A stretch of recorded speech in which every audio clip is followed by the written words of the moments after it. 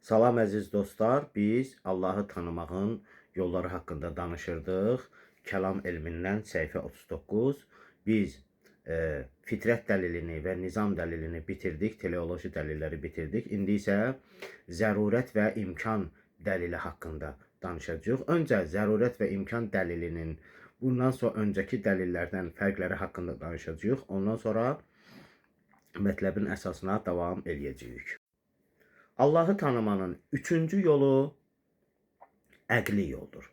İndi bundan qabaqki dəlillərdə də əql rol oynayırdı. Bəli, rol oynayırdı bu öz yerində. Amma bundan sonraki dəlillər sırf əqli prinsiplərlə əhatə olunur.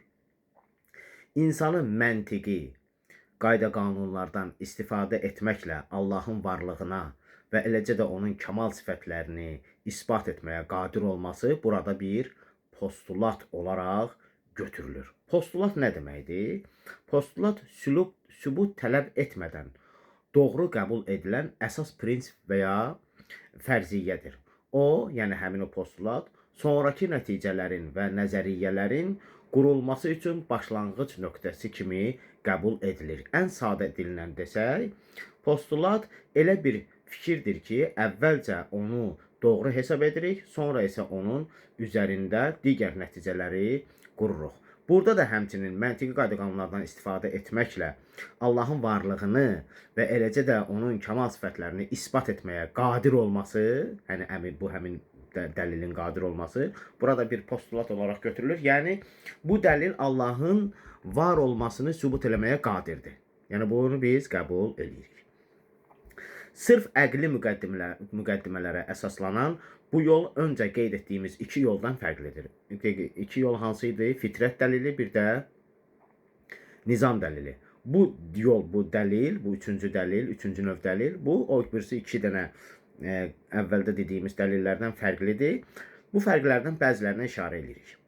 Bugün birinci fərqi danışacağıq.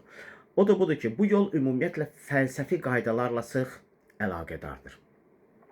Fəlsəfi qaydalar da bəzən çətin olduğundan və çoxlu əqli vərdişlərə yələnmədən onları dərk etmək mümkün olmadığından Allahı tanımanın bu yolu professional xarakter daşıyır. Yəni yüksək əqli IQ səviyyəsinə sahib olan insanlara aiddir, belə deyək. Onlar bu məsələ ilə məşğul ola bilərlər, bu yolla Allahı tanıya bilərlər. Bundan qabaqki dəlillərimiz bütün ümumi kütlə üçün nəzərdə tutulmuşdur. Odur ki,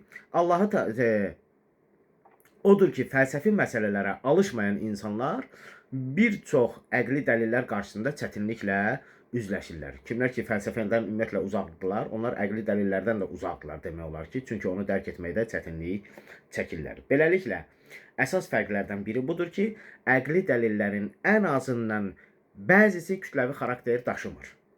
Yəni, ola bilər bəzisi daşıyır, amma ən azı bəzisi kütləvi xarakter daşımır. Onu ancaq filosoflar, məntiqçilər, əqli elmlərlə məşğul olanlar daha çox tez dərk eləyə bilərlər, onunla məşğul ola bilərlər. Əlbəttə, bu məsələ bu metod üçün zəif sayıla bilər. Zəif cəhət sayıla bilər ki, bu metodun, bu dəlilin zəif cəhəti budur ki, kütləviliyi xarakteri daşımır.